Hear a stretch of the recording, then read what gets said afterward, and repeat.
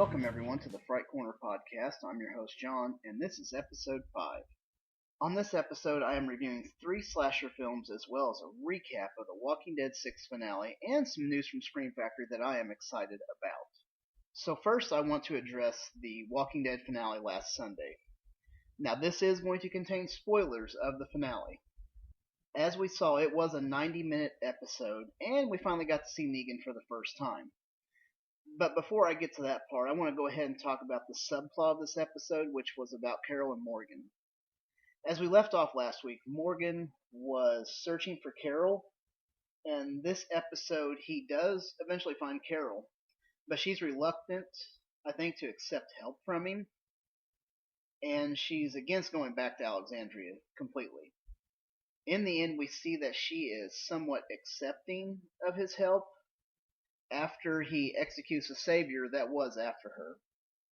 I really thought that maybe he probably would have captured them, as I always felt that Morgan was still fighting off the idea of trying to kill people. But he wound up showing up that he can kill if he needs to save somebody. Now, I'm going to go ahead and move on to the other group in this episode. So, we left off on the last episode. A bunch of people had already been captured, and Maggie looked though she was having a miscarriage. So obviously we knew that Rick, along with others, would want to get her to the Hilltop community because they have the doctor up there. And then, of course, as they're traveling over to the Hilltop, they get cut off at every road they take by the Saviors.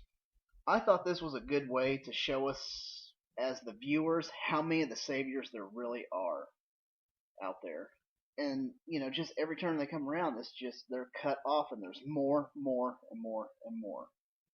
And then finally, at their wits' end, and pretty well knowing the sense of urgency to get to Hilltop, because Maggie did not look good at all, looked like she was getting bad, and she needed the help really badly. Eugene comes up with the idea, and his plan is for him to drive the RV, and the rest take Maggie and hike the rest of the way to the community. Of course, they had planned for this and it didn't work, and they were ambushed and were captured, as well as Eugene. And of course, we all knew that they would be getting captured at some point. But of course, it was pretty well the end of the episode when it happened. Now, at this point, the group is reunited with the ones that were captured earlier in last week's episode. And then we're finally introduced to Negan and Lucille. And we see that Negan is just such a charismatic character.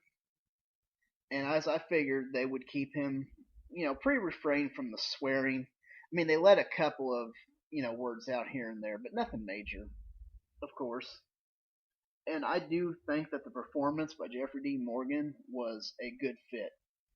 He just seemed to have that look, that feel. Even if you've read the comics or haven't read, you just know there's something about him that, yeah, he is going to kill somebody. He's going to execute somebody, but he's pretty charismatic about it. He's someone that they can. I think that's an enemy that you can relate with in the end. But now, of course, we were left with the cliffhanger of who did Negan kill. He is making his choice. We see him doing his little selection process, but it's bouncing around to try to confuse you about which way he's going or how he's picking. Of course, on The Talking Dead, the writer and creator were talking, and they said, no, you can't judge by the angle because we left that open, so that way you can't go by that to see who actually was the one that got killed. And of course, I know probably a lot of you have seen this YouTube video of the supposed slowed down and increased audio, and shows that Glenn was the one that got killed. I have a really hard time believing that, because they had previously said that they were going to take a huge turn at the finale, and I don't think killing Glenn, like in the comics, was that turn. But until October 9th, all we can do is just keep guessing of who was the one that was killed. Now, for the Scream Factory news I seen this week, on July 19th, they are actually releasing a special edition and a deluxe special edition of the 1985 zombie flick Return of the Living Dead. Of course, you remember back on episode 2, we did the zombies of the Night of the Living Dead. I gave my list of top 5 zombie movies. And of course, this was my number 1. So this is why I find it really exciting to get this movie on the deluxe Blu-ray. But now, the deluxe edition of this movie is a limited run of about 1,000 copies. But of course, the regular special edition, they're going to have more of them. And I really like the fact that Scream Factory got this, because they always go all out on additional features and the artwork itself. So I'm just looking really, really forward to this one to see what they do with it. Now, on to our 3 slasher films for the night. And the first of these 3 I'm looking at is The Prowler from 1981. And it was directed by Joseph Zito and the makeup effects by Tom Savini. Now, of course, these two would team up again and do Friday the 13th Part 4, the final chapter in 1984, which is really cool. Now, the plot of this movie is about a World War II soldier returning home in 1945 after receiving a Dear John letter from his girlfriend, Rosemary. Being completely distraught, we figure he's dressing up in his army fatigues, and he kills her and her date on the night of a graduation dance. Now, 35 years later, they're preparing for another college graduation dance, which there hasn't been one since that murder on that night. And the students, of course, are not the only ones getting ready for this dance, but the killer is preparing to return and, wreak some havoc on them for having the dance again. Now, this movie had very well done practical effects, and some of the best blood on screen I think I've seen. I mean, it seemed like Savini really got it right this time. I mean, the gore was good, especially when they used the pitchfork as the weapon to kill a couple of the characters. I mean, just blood's just squirting everywhere. It looks really good. And I know it took time to do.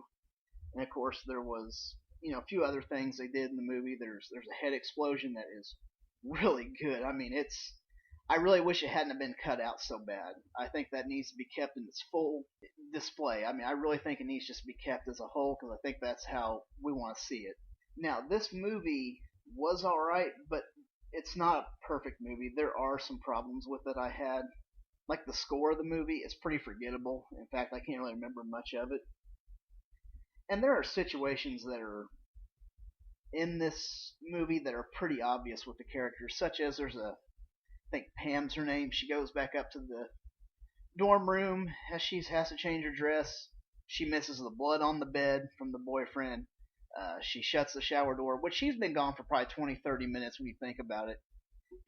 Not in movie time, but in the real time that she would have probably been gone, because she was gone for 2 or 3 dances and songs and stuff, and then all of a sudden her roommate's still taking a shower after a half hour or so. That's a pretty long shower. And just be oblivious and miss everything. And of course, and like I said, that goes with the plot, is not very strong, because, granted, we do have an established story of what's going on, but I think the writers made the killer pretty easy to figure out who it was from the start. We knew it was the World War II veteran, but we weren't sure who exactly it was, but they pretty well give it away. I mean, they foreshadow it pretty bad in this movie. So other than that, not a bad movie. It's got some good gore. It's not perfect. And I believe on IMDb, this movie has a rating of like 6.2. I'd probably give it a 5.5, and that is mostly because Tom Savini's effects were just spot on. It was awesome. I mean, I thought he did really good. I mean, it wasn't all bad, because, like I said, there are some dull moments of people walking around with flashlights looking around. I kind of have to dock it because of that, because nothing's happening. We see a few kills that are good. It's almost like an effects movie, just to display what effects he could do. But if you're a fan of the gore and the effects, I definitely would watch it. The movie's not bad. I'd still give it a watch anyway. Now, my second movie is actually also from 1981, and it is called Hell Night, which was directed by Tom DeSimone. I really can't pronounce his last name. Sorry about that. And actually stars Linda Blair from the much better movie, in my opinion, The Exorcist. Now, in this movie, 4 fraternity pledges have to stay in the infamous Garth Manor, where 12 years earlier the owner killed his family and himself, but the youngest son was never found. I wasn't really too thrilled, for them saying this is a slasher film. I didn't feel it was a slasher film. I felt that the dialogue was pretty cheesy, which you kind of expect out of these 80s slashers. That's no problem. But I just don't think it was quite all there. I think that it was missing something, especially gore. There wasn't as much gore. We've in this movie, I think the body counts 1, 2, 3, 4, 5, 6. 6 people get killed, and well, I guess 8 technically get killed, and the blood's minimum, and they're pretty well getting killed off screen. You're not really seeing it. You see a couple of kills, but nothing major. I mean, and the characters are pretty forgettable. The storyline was good, and they had some good effects for what they did, but I just think they could have done a lot more with it. Because I love the setting, I love the manner that they were in. The house, it was good. Some of the shots were good. I like the idea of what they're doing, with the fraternity pledges, and the fraternity heads were wanting to scare them out for the night, and they find out that maybe the legend is true. But it's not a bad movie. Now this movie is hard to find on DVD, but I found it on YouTube myself for free, and that's how I watched it. I have no shame in that. It's not the best quality. Maybe that's where I'm getting a disconnect at. But I use my PS4 and use it on the YouTube app and watch it on the big screen I got, and just the quality wasn't there. Maybe that's why I'm disconnected. The score wasn't that great. It wasn't that bang up of a movie I thought it might be. Maybe I need to see it a couple more times because I know there's probably people that like it, and that's great. I hope there are people that like it. Now, this particular movie, IMDb has a rating of like 4 out of 10. That's pretty close to what I would give it. I'm actually going to give it a 3.5 because I felt pretty let down because it was called a slasher, and it just didn't feel like a slasher movie, really. I was kind of disappointed in that. But to each their own. That's fine. They made a movie, so I can't complain because I still ain't made one yet either. Now, my last movie is from 2015. It's called The Final Girls. And yes, it is a slasher, but it's also a comedy horror slasher. And I say that because they put more comedy in it than they do the slasher elements. And it does star Thaisa Farmiga, I believe is her name. She is the younger sister of Vera Farmiga, who plays in Bates Motel as Norman's mom, and she played in The Conjuring as Lorraine Warren. So I just thought I kind of didn't have that connect, so I started looking around like, hey, wait a minute, they're sisters. It's pretty neat. Anyway, I don't think this movie was that bad. It's definitely a love letter to the 80s slashers. You know what movie they're making fun of, and it's obvious, and that's fine. I'm okay with that. We expect that, and really the movie's not that bad. Practical wise, they didn't do a whole lot. The CGI was pretty corny, but you expect it. I mean, it's got the horror movie tropes that we love from the 80s. Don't have sex, you're gonna get died. Don't do drugs, you're gonna die. All those little horror tropes like don't go by yourself anywhere. Stay with the virgin so we don't get killed. And I mean, I thought it was pretty good. And the plot of it is the fact that this girl, her mom was a scream queen who was only known for a movie called Camp Bloodbath, and she gets killed in an accident, and her daughter lives. And then 3 years later, they're having a festival to celebrate Camp Bloodbath to watch the first and second one. Well, she reluctantly agrees to go because her mom was in it, and of course her mom wasn't even the final girl. She was just one of the body count people. So anyway, as they're watching the movie, some things happen, and her friends kind of get transported into the movie, and they have to play out the movie with them. And it kind of gives her a chance to kind of reconnect with her mom, even though it's not really her mom. It's the character she played in the movie, but I enjoyed it. Even my wife sat there and watched it with me, and she had to laugh and said, she said, this isn't a horror movie. I said, no, I don't think so either. I'm pretty sure it's a mockery, but... And then I started thinking, I said, no, this is actually what they said. It's a love letter to the 1980s slasher movies. I enjoyed it. Now, this one has a rating of like 6.7 out of 10 on IMDb. Myself, I think I'm going to give it a 7. I own it. I'll watch it again. I have no problem with that. I enjoyed it. I enjoyed the blooper reel at the end. It's pretty neat to watch it during the